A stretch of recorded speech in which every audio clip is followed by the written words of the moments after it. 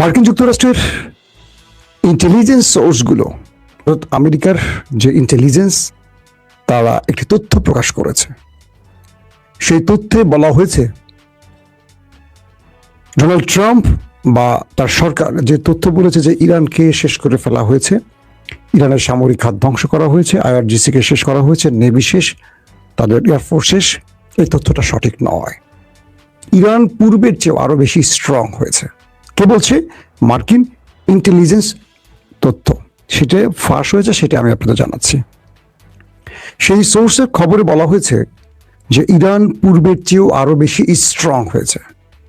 তারা তাদের ঝুলিতে আরো নতুন নতুন আকাশ প্রতিরক্ষা সিস্টেম বসিয়েছে এবং গত 50 দিনে যুদ্ধ শুরুর পর থেকে তারা আরো নতুন ভেরিয়েন্টের ভয়ঙ্কর মিসাইল তৈরি করেছে, যেটা আমেরিকা এবং ইসরায়েলের এখনো অজানা। এবং আমেরিকা যে তথ্যগুলো দিয়েছে যে ইরানের নেভি শেষ, আইআরজিসি শেষ, এয়ারফোর্স শেষ, না, তাদের কিচ্ছু শেষ হয়নি। তারা বহাল তবিয়তে আছে, আরো শক্তি সঞ্চয় করে তারা প্রতিশোধের আগুন বা প্রতিশোধ নেবার জন্য প্রস্তুত নিয়ে আছে। আমি বলছি না, মার্কিন ইন্টেলিজেন্স সোর্স। তার মানে আমেরিকার ডোনাল্ড ট্রাম্প এতদিন ধরে যে কথাগুলো বলেছে যে ইরানের মধ্যে আক্রমণ করে, এয়ার স্ট্রাইক চালিয়ে, বোম্বিং করে পুরো শেষ করে ফেলেছে, এই তথ্যটা সঠিক নয়।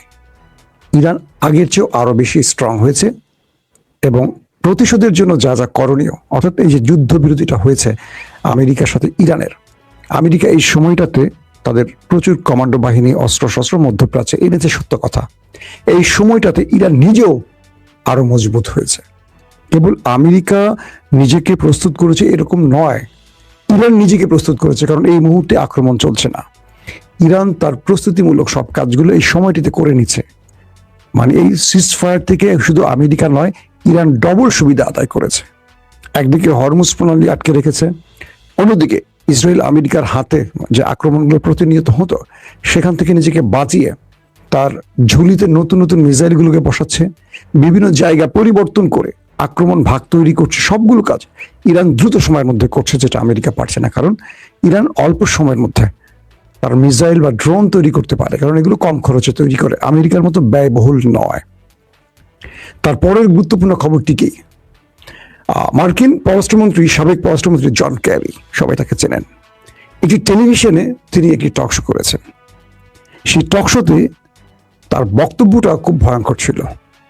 তিনি বলছেন, ইসরায়েলের প্রধানমন্ত্রী নেতানিয়াহু, জন ক্যারি বলছেন, তিনি আমেরিকাকে ইরানের বিরুদ্ধে এই যুদ্ধে জড়াবার জন্য বহু আগে থেকে চেষ্টা করেছে, তিনি ব্যর্থ হয়েছেন। জন ক্যারি বলছেন, বারাক হোসেন ওবামাকেও নেতানিয়াহু বারবারই চেষ্টা করেছেন এই যুদ্ধে টেনে আনতে ইরানের বিরুদ্ধে, এবং ইরানের আক্রমণ সম্পর্কে তিনি ওবামাকে ব্যাপক চাপ দিয়েছেন। ওবামা সেই সময় ইন্টেলিজেন্স সোর্সের খবরগুলো, মার্কিন এস্টাবলিশমেন্টের খবর, মার্কিন সেনাবাহিনীর সঙ্গে কথা বলে যখন বুঝলেন যে এটি একটি অনিয়ন্ত্রিত হামলা, অর্থাৎ এই হামলা শুরু করা যাবে কিন্তু শেষ করা যাবে না, কারণ ভিয়েতনাম এবং ইরাক থেকে বা আফগানিস্তান থেকে তাদের যে শিক্ষাগুলো, এটা খুব বেদনাদায়ক আমেরিকার জন্য। তাই বুদ্ধিমান বারাক হোসেন ওবামা নেতানিয়াহুর ফাঁদে পড়েননি। এরপর আসে বুশকেও নেতানিয়াহু বারবার চাপ দিয়েছেন, বিভিন্ন ভাবে চাপ দিয়েছেন ইরানের বিরুদ্ধে যুদ্ধ শুরু করার জন্য। বুশ শেষ পর্যন্ত এই যুদ্ধে জড়াননি, কারণ তাকেও মার্কিন গুরুত্বপূর্ণ সংস্থাগুলো ইরানের ব্যাপারে অবগত করেছেন। এরপর ট্রাম্পের আগে এই যুদ্ধের জন্য, অর্থাৎ ইরানের বিরুদ্ধে যুদ্ধে জড়াবার জন্য শেষ জো বাইডেনকে চাপ দেওয়া হয়।